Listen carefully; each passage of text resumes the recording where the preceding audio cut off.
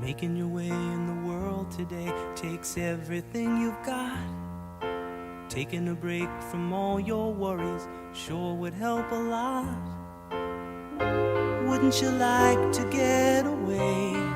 Imagine walking into a Boston bar in the 1980s. Laughter, banter, and that unforgettable theme song that promised where everybody knows your name. That was Cheers, a sitcom that became a cultural landmark. But here's the crazy part. Behind the jokes and beer mugs are wild stories you probably never heard.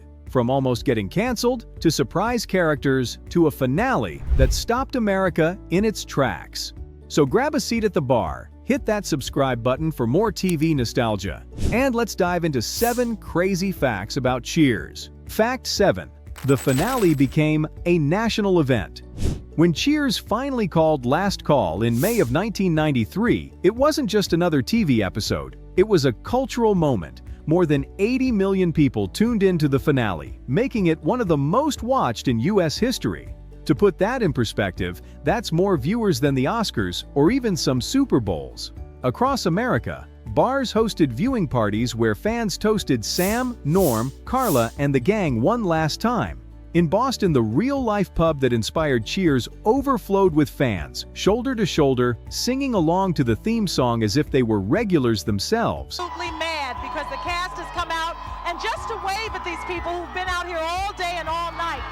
It wasn't just the end of a sitcom, it felt like the end of an era. For 11 seasons, viewers escaped to that cozy bar where everybody knows your name. On that final night, the whole country said goodbye together. I was only kidding about leaving the show.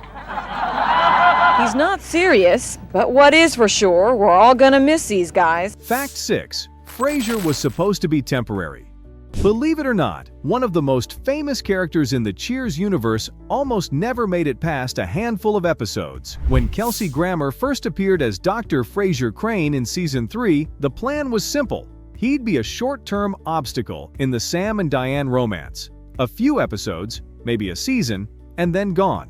But Grammer's sharp wit and quirky delivery completely stole the show. Audiences loved him, and the writers quickly realized they had struck gold. Instead of fading out, Frasier became a series regular, holding his own among the bar's already legendary cast of characters. Sam. I'm Dr. Frasier Crane. I'm sorry I started. Of course, we all know what happened next. Frasier got his very own spin-off in 1993. Take through your heart, but I don't think anything could kill you! A series that ran for 11 seasons, racked up 37 Emmy Awards, and became one of the most successful spin-offs of all time. Not bad for a character who was supposed to be temporary. Fact 5. Norm's legendary one-liners were written on the fly. Norm. It was the greeting that kicked off a laugh every single time George Wendt's character walked into the bar. Afternoon, everybody. Norm! How you doing, Norm? What do you know?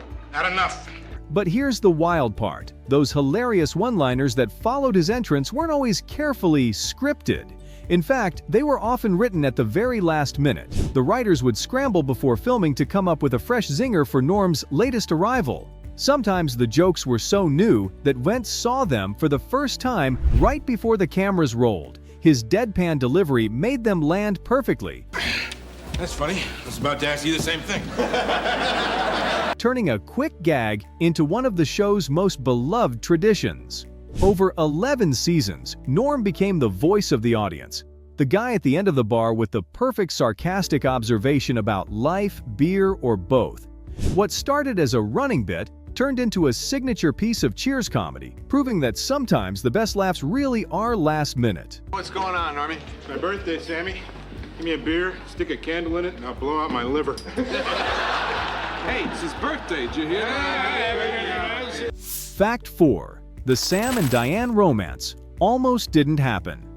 One of the most iconic parts of Cheers was the fiery romance between Sam Malone and Diane Chambers. Their will-they-won't-they tension kept fans glued to the screen. But here's the twist. That storyline almost never existed. The writers were split on whether audiences would buy into the pairing. Sam was a smooth-talking ex-ball player turned bartender, while Diane was a bookish, highbrow intellectual. On paper, they couldn't have been more different. Listening to me, this is a paper. Theory and conjecture. And some worried that mixing oil and water might sink the show. To complicate things, Ted Danson and Shelley Long didn't always get along off camera. What's her name and how many months? Their real-life tension, though, ended up fueling the on-screen chemistry. Viewers couldn't look away from their sharp banter, stolen glances, and dramatic blow-ups.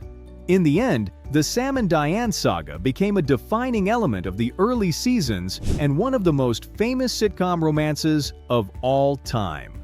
What almost didn't happen ended up shaping Cheers' history. Fact 3. Ted Danson actually trained as a bartender.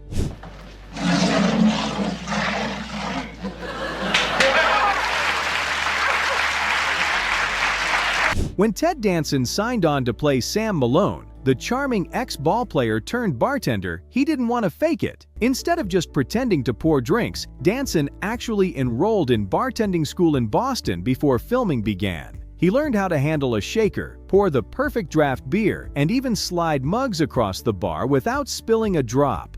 The goal wasn't to turn him into a world-class mixologist, but to make his movements feel natural, like a guy who had lived behind the counter for years. That extra bit of dedication paid off. Danson looked completely at home serving up beers to Norm, Cliff, and the gang. It's a small detail most viewers probably never noticed, but it gave his performance an authenticity that made Sam Malone feel real. And let's be honest, it's hard to imagine Cheers without that smooth, confident bartender at the center of it all. Sometimes you wanna go where everybody knows your name. Fact 2. The real bar that inspired Cheers. While Cheers was filmed on a Hollywood soundstage, the show's famous bar was based on a real place. The exterior shots you see in the opening credits? That's the Bull and Finch pub in Boston. After Cheers became a hit, the little pub transformed into a full-on tourist destination, eventually renaming itself Cheers Beacon Hill. Here's the funny part. Fans expecting to walk in and see Sam, Carla, and Cliff's favorite stools were often shocked. The real bar was much smaller, darker, and nothing like the sprawling set audiences knew from TV. The show's bar had plenty of space for cameras, lights, and a dozen regulars to sit comfortably, something the real Bull and Finch just couldn't pull off. Still, it didn't matter. Visitors lined up around the block just to snap photos and buy souvenirs. The pub became a shrine for fans, proving that sometimes fiction can turn an ordinary neighborhood bar into a legendary landmark. Fact 1. The show almost got canceled after season 1. It's hard to imagine now, but when Cheers premiered in 1982, it was a ratings disaster. Out of 77 shows that season, it ranked 74th, basically near the bottom of the barrel. Most new sitcoms with numbers that bad would have been yanked off the air without a second thought, but NBC decided to take a gamble. The network believed in the writing, the cast, and the charm of that Boston bar. Instead of pulling the plug, they gave the show more time to find its audience. And slowly but surely, Cheers did exactly that. By season 2, word of mouth and critical praise pushed the series into the top 10. From there, it became a full-blown cultural phenomenon, winning multiple Emmys and running for 11 seasons. So what started as one of the biggest flops in television history turned into one of the greatest comeback stories ever. Talk about raising a glass to second chances. So there you have it. 7 crazy facts about Cheers, the little bar sitcom that went from near cancellation to one of the most beloved shows in TV history. From surprise characters to legendary finales, it proved that sometimes the best stories happen where everybody knows your name. But what about you? Which of these facts surprised you the most? Or maybe you've got your own favorite Cheers memory. Drop it in the comments. I'd love to hear it. And hey, if you enjoyed this trip down TV memory lane, hit that like button and subscribe for more nostalgia served fresh every week.